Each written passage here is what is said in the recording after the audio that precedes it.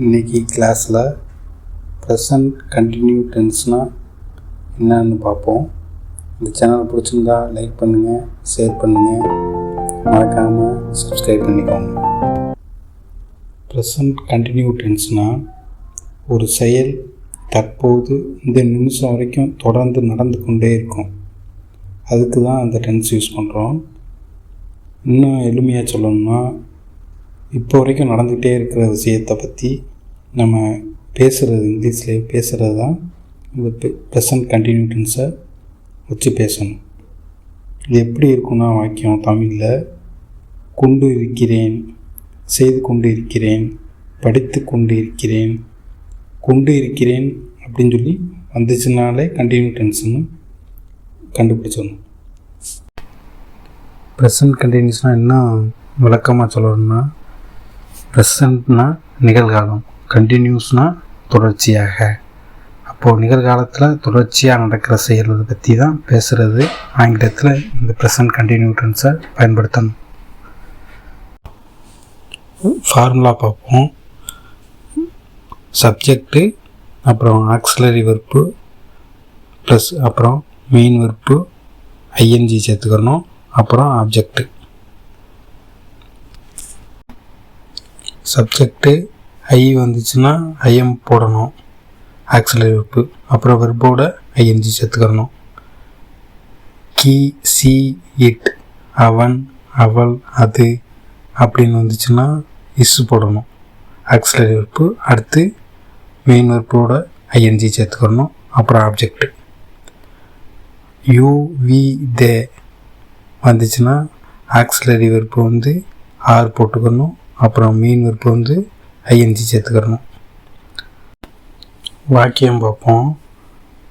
நான் ஓடிக்கொண்டு இருக்கிறேன் அப்படின்னு தமிழில் சொல்கிறான்.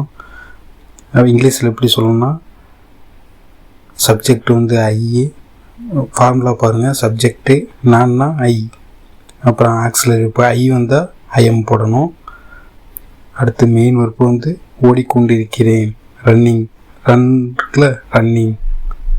இப்போ இங்கிலீஷில் எப்படி சொல்லணும், ஐ எம் ரன்னிங். ஐ வந்தால் எப்பயும் ஐஎம் தான் போடணும். அடுத்த வாக்கியம் பார்ப்போம். அவன் குடித்து கொண்டு இருக்கிறான். அவன்னா கீ, சப்ஜெக்டு கீ வந்தால் ஆக்சிலரி வெர்பு வந்து இஸ் போடணும், அப்புறம் வெர்பு வந்து குடித்து கொண்டிருக்கிறேன். குடித்து கொண்டிருக்கிறான்னா குடிக்கிறது, ட்ரிங்க் வந்து ட்ரிங்கிங். அப்போ இங்கிலீஷில் எப்படி சொல்லணும், கீ இஸ் ட்ரிங்கிங். கீ வந்தால் இஸ் போடணும். நல்லா ஃபார்முலா பார்த்துக்கோங்க, நல்லா புரியும் நினைக்கிறேன் உங்களுக்கு. அடுத்த வாக்கியம் பார்ப்போம். அவள் பாடிக்கொண்டிருக்கிறாள். அவள்னா சி, சப்ஜெக்ட் வந்து சி வந்துச்சுன்னா ஆக்சிலரி வெர்பு அடுத்து இஸ் போடணும். அடுத்து பாடிக்கொண்டிருக்கிறாள், பாடிக்கொண்டிருக்கிறாள்னா சிங்கிங், சிங்க் வந்து சிங்கிங், வெர்பு வந்து சிங்க் வந்து சிங்கிங் வந்திருக்கு. சி வந்தால் இஸ் போடணும். ஃபார்முலா பார்த்தா உங்களுக்கு புரியும். அடுத்த வாக்கியம் பார்ப்போம். நாங்கள் சிரித்து கொண்டிருக்கிறோம். நாங்கள்னா வி வந்தால் நம்ம ஆக்சிலரி வெர்பு என்ன போடணும், ஆர் போடணும். சிரித்து கொண்டிருக்கிறோம்னா லாகிங் வரும். வி வந்தால் ஆர் போடணும். அடுத்த வாக்கியம் பார்ப்போம். நீ குதித்து கொண்டிருக்கிறாய். சப்ஜெக்ட் வந்து you, Neena you, auxiliary verb you வந்தால் ஆர் போடணும். வெர்பு வந்து குதித்து கொண்டிருக்கிறாய். குதித்துனா ஜம்ப் வந்து ஐஎன்ஜி சேர்த்துக்கணும், வெர்போட ஜம்பிங். அப்போ இங்கிலீஷில் யூ ஆர் ஜம்பிங். யூ வந்தால் ஆர் போடணும். நல்லா பார்த்துக்கோங்க ஃபார்முலாவை. அடுத்த வாக்கியம் பார்ப்போம். அது குறைத்து கொண்டிருக்கிறது. அதுனா இட், சப்ஜெக்ட் வந்து இட்டு வந்தால் இஸ் போடணும். குறைத்து கொண்டிருக்கிறதுனா பார்க் வந்து பார்க்கிங். அப்போ இங்கிலீஷில் எப்படி சொல்லணும், இட் இஸ் பார்க்கிங். அடுத்த வாக்கியம் பார்ப்போம். அவர்கள் வந்து கொண்டிருக்கிறார்கள். அவர்கள்னா தே, சப்ஜெக்ட் தே வந்திருக்கு, அப்போ ஆக்சிலரி வெர்பு வந்து ஆர் போடணும். வந்து கொண்டிருக்கிறார்கள்னா வந்துனா கம் வந்து கம்மிங். அப்போது இங்கிலீஷில் தேர் ஆர் கம்மிங். அடுத்த வாக்கியம் பார்ப்போம். ராம் எழுதி கொண்டிருக்கிறான். சப்ஜெக்ட் ராம். ராம் வந்தால் ஆக்சிலரிக்கு வந்து இஸ் போடணும். எழுதி கொண்டிருக்கிறான்னா எழுதுறதுனா ரைட். வெர்பு வந்து ரைட். அப்போ ஐஎன்ஜி சேர்த்துக்கிறணும். ரைட்டிங். அப்போ இங்கிலீஷில் எப்படி சொல்லணும்? Ram is writing. அடுத்த வாக்கியம் பார்ப்போம். நான் அழுது கொண்டிருக்கிறேன்.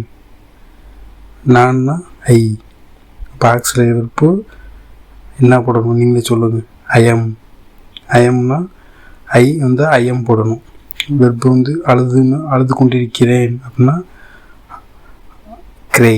க்ரையிங். வெர்போட ஐஎன்ஜி சேர்த்துக்கணும். அப்போ இங்கிலீஷில் ஐஎம் க்ரையிங். பேருந்து சென்று கொண்டிருக்கிறது. Subject the bus. பஸ்ஸுனா பேருந்து. இப்போ ஆக்சிலரி என்ன வரும்? இஸ். வெர்பு வந்து கோயிங். சென்று கொண்டிருக்கிறது. கோனா கோயிங். அப்போ இங்கிலீஷில் எப்படி சொல்லுவோம்? The bus is going. இந்த கிளாஸோட ரீகேப் பார்ப்போம். ப்ரெசன்ட் கண்டினியூ டென்ஸ்னால் என்னன்னு பார்த்துருக்கோம்.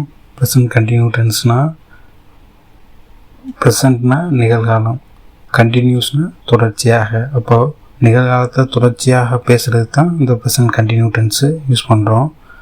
அடுத்தது வந்துட்டு ஃபார்முலா பார்த்துருக்கோம். ஃபார்முலா வந்து சப்ஜெக்ட்டு, அடுத்து ஆக்சிலரி வெர்பு, அப்புறம் வந்து மெயின் வெர்பு வந்து ஐஎன்ஜி சேர்த்துக்கிறோம். அப்புறம் ஆப்ஜெக்ட்டு. ஐ வந்துச்சுன்னா சப்ஜெக்ட்டு ஐஎம் போடணும். Auxiliary verb. He, she, it அப்படின்னு வந்துச்சுன்னா சப்ஜெக்ட்டு இஸ்ஸு போட்டுக்கணும். Auxiliary verb. You, we, they subject. You, we, they வந்துச்சுன்னா ஆக்சிலரி வெர்பு வந்து ஆர் போட்டுக்கணும். அடுத்ததாக நம்ம சென்டென்ஸ் பார்த்துருக்கோம். உங்களுக்கு இந்த கிளாஸ் பிடிச்சிருக்குன்னு நினைக்கிறேன். இந்த கிளாஸ் பிடிச்சிருந்துச்சுன்னா லைக் பண்ணுங்கள், ஷேர் பண்ணுங்கள், மறக்காமல் சப்ஸ்கிரைப் பண்ணிக்கோங்க.